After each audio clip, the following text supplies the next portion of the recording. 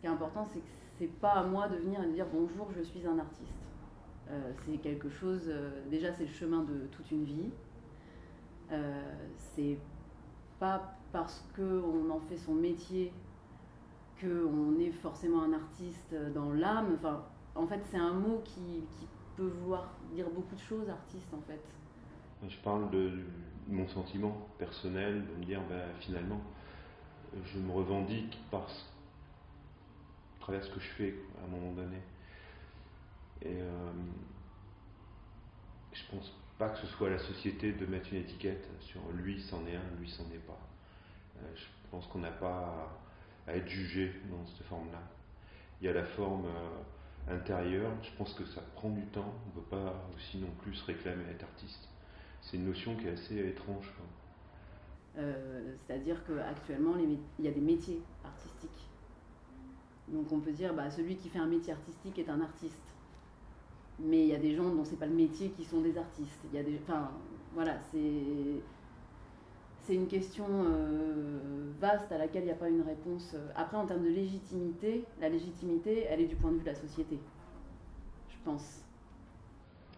À partir du moment où il y a un regard extérieur, parce que finalement, tant qu'on reste dans son atelier, on fait les choses pour soi. Et j'ai l'impression qu'à mon sens, une des caractéristiques de l'artiste, c'est aussi le partage. On ne fait pas ça que pour soi, on fait ça pour le donner aussi à l'autre. Et c'est parce qu'il y a le regard de l'autre que finalement l'œuvre, elle existe. Alors l'œuvre, elle peut exister indépendamment de l'artiste même, mais il y a toujours besoin d'un spectateur. Moi, je ne vois pas qui, ok, si l'artiste, il vend beaucoup des œuvres, un peintre qui vend beaucoup des autres, il est un artiste, plus qu'autre peintre qui ne vendent pas assez des œuvres comme le premier, tu vois, ça, c'est c'est pas un valeur, et tu sais qu'il y a beaucoup des artistes qui ont vendu rien toute leur vie, qui ont été découverts après qu'ils sont morts, tu vois. Du coup, même Van Gogh, il a vendu rien toute sa vie. Maintenant, tu as les musées de Van Gogh partout, tu vois. Du coup, la vision de société, et dans l'histoire, il y a beaucoup des artistes qui étaient comme ça, qui sont comme Kafka, qui a été reconnu après qu'il est mort. Quand il était vivant, il n'était pas artiste, mais maintenant, il est une source d'inspiration pour les artistes dans le monde entier. C'est plus une appellation d'un coup de dire ça simplifie les choses. Ouais, je suis artiste peintre. Ah, ok, on sait ce que tu fais, quoi, finalement. C'est un peu comme un métier. Je suis boucher. On sait ce que tu fais. Tu vois, je suis carreleur. On sait ce que tu fais. Voilà. Si je fais de la mosaïque dans les bâtiments, en fait, tu fais quoi? Bah, en fait, c'est la société qui a besoin de mettre un sujet sur chaque personne, sur chaque métier, sur tout ça. Mais pour les gens en grand, elles voient que les, les- les gens qui gagnent leur vie avec l'art, c'est un artiste. Et les gens qui ne gagnent pas leur vie avec leur art ne sont pas des artistes, sont des amateurs. Du coup, c'est ça en gros, mais moi je trouve que non, tout le monde est artiste. Tout le monde est un artiste. Maintenant, il y a des gens qui vont avoir besoin d'être reclus et de vivre chez eux tout seuls pour créer une réflexion particulière parce qu'ils ont besoin d'un cadre qui va leur permettre cette réflexion. Et d'autres qui vont faire une réflexion dans ce qu'ils vont voir tous les jours, dans comment dire, dans une vie commune. Et je sais pas, je pense pas qu'il y ait une norme pour être artiste. Il y a eu des cas précis d'un artiste qui est mort, Marcel Storr, qui était éboueur de la ville de Paris, et ça se trouve qu'il a fait des choses monumentales. Et après sa mort, on a découvert, donc c'était un artiste, voilà. Mais est-ce qu'il a pu il n'avait pas su, il n'a pas pu montrer aux yeux des gens, mais il ne le faisait pas pour le montrer. Il le faisait pour lui-même. Mais à partir du moment où on commence à s'affirmer publiquement, à s'exposer, comme dit l'autre, qui expose s'expose. Quand tu t'exposes, c'est que tu as envie de. C'est que tu te sens prêt quelque part. C'est un peu difficile en fait en tant créateur, entre guillemets, de répondre à une question pareille. Si tout le monde est artiste, tout le monde peut être artiste. On peut se demander si tout être humain n'est pas un artiste en soi. Quand on regarde les enfants, on a toujours la sensation que les enfants sont des artistes.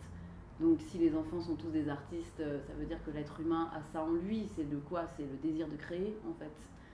Le désir et puis la possibilité de créer, d'imaginer, de concevoir des choses qui ne sont pas concrètement devant soi.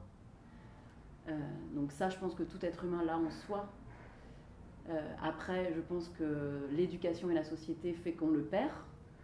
Et après, il y a des personnes qui décident de garder cette chose-là, ou qui ne peuvent pas faire autrement, ou qui sont éduquées dans un contexte où ils peuvent se le permettre. Et donc, certaines de ces personnes peuvent devenir des artistes du point de vue de la société, par exemple. Après, je crois qu'on l'est plus ou moins naturellement. Et après, il y a des gens chez qui ça prend une place importante. Donc, on décide de prendre dans la société, justement, la position d'artiste. Donc, de revendiquer une...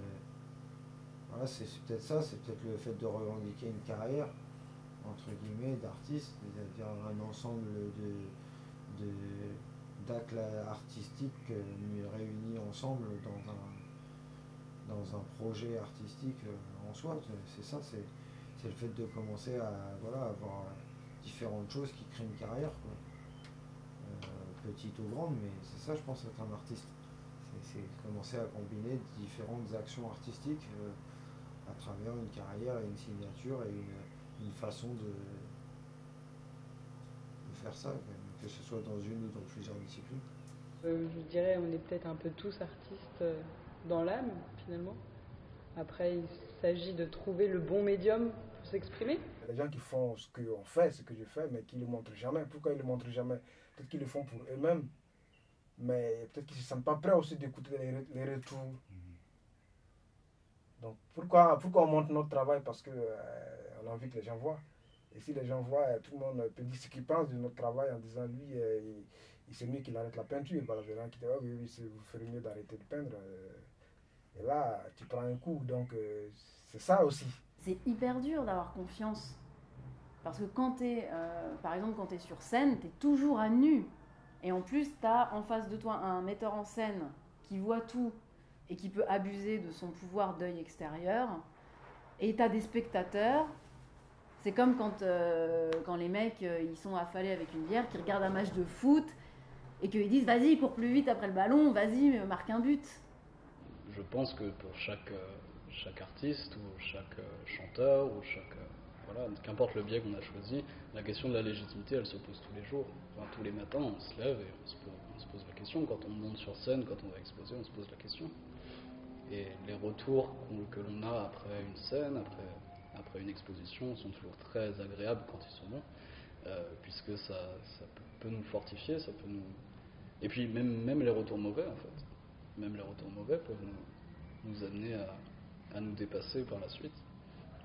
Alors je me sens artiste depuis... C'est venu depuis 3 ans en fait. Je me sentais pas artiste. Je me plaçais pas en tant qu'artiste. C'est un mot que j'avais du mal avec ce mot-là, quoi. Je trouve qu'il veut tout et rien dire aujourd'hui, quoi. Donc il m'a fallu un temps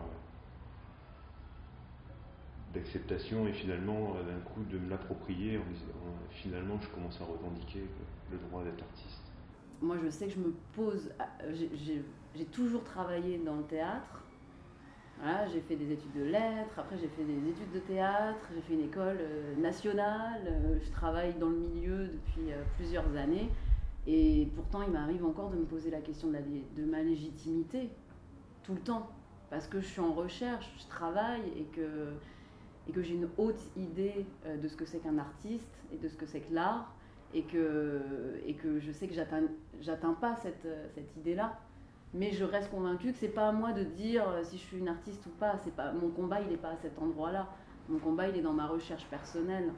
C'est le regard des gens qui m'a forgé en me disant mais finalement, les gens qui voient l'étoile et qui te confortent dans quelque chose. Et finalement, c'est une position sociale qu'on te donne en fait. Et je me suis senti valorisé par ce regard-là des gens en me disant ouais, finalement, je m'attendais pas à être mis comme ça sur un socle aussi à un moment donné. Et tu te retrouves posé sur un socle, ce qui est un peu étrange au début. Qu'est-ce que je fous là? Mais c'est assez drôle quoi en fait. Je pense que c'est l'âme qui prime surtout en fait. Du coup, c'est quand on sent des choses, quand on a la chance de l'exprimer avec nos 10 doigts ou avec nos discours, voilà, comment on se situe politiquement, sur le plan sociétal, qui on est, voilà, du coup on prend un châssis, on tend une toile, on a envie de se sentir dans un univers particulier, mais pourquoi on le fait, pour qui on le fait, c'est difficile en fait.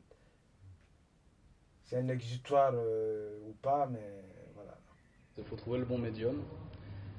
C'est un peu comme le sport. Enfin, on peut être très bon en natation et au basket particulièrement mauvais, mais c'est la même chose dans l'art. On peut trouver beaucoup plus d'affinité avec la musique et moins avec la matière, avec le bois, avec ces choses-là. Il faut arriver à se découvrir dans la création et puis les choses viennent.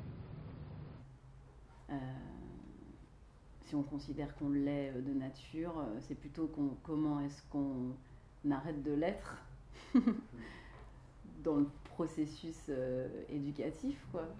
Moi, je pense vraiment qu'on nous éduque à perdre notre imagination et qu'en fait, celui qui décide de faire sa vie dans l'art, c'est celui qui résiste contre cette perte-là. Et après, d'un point de vue purement du travail, on travaille, quoi. Si on veut devenir artiste, c'est-à-dire si on veut trouver sa place dans un milieu ou une forme de reconnaissance dans un milieu, ça passe par donner de son temps, travailler. C'est une vie en fait, c'est une position face à la vie, je pense. Il s'est trouvé que par hasard, je me suis retrouvé à faire de l'art. Je ne savais pas que c'était de l'art, mais voilà, c'est une passion d'enfance qui s'est développée. Et voilà, pour moi, c'est dans l'inconscient en fait, mais c'est un parcours un peu hasardeux, entre guillemets, puisque je viens d'un pays où il n'y a pas forcément une école de beaux-arts, je n'ai pas baigné dans l'histoire de l'art, je l'ai connu après, je l'ai découvert plus tard. Et je savais que j'aimais dessiner et puis c'était tout quoi.